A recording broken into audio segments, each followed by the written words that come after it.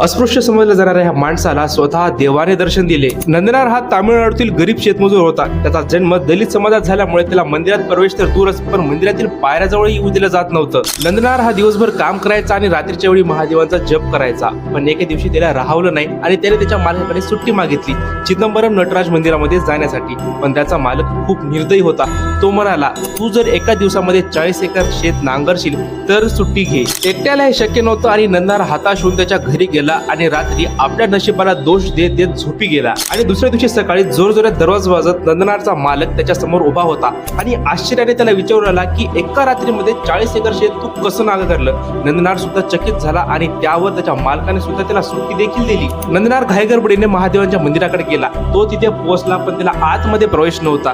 कसं बसत दुरूनच दर्शन होऊ लागलं पण नंदी मधात असल्यामुळे ते देखील होत नव्हतं। तो मनातल्या नंदींना म्हणाला की आपण तर महादेवांचे परम भक्त आहात, पण किमान आज तरी मला महादेवांचं दर्शन होऊ द्या। काही क्षणात ती जमीन हलू लागली। नंदी बाजूला सरकले। मंदिरामधील पुजारी, बाकी भक्त व आजूबाजूचे प्राणी पशु आश्चर्यचकित झाले आणि आजही त्या मंदिरामधील नंदींची मूर्ती ही मूळ ठिकाणावरून थोडी बाजूला सरकलेली आहे। आणि अशा प्रकारे नंदनारने महादेवांचे दर्शन केले।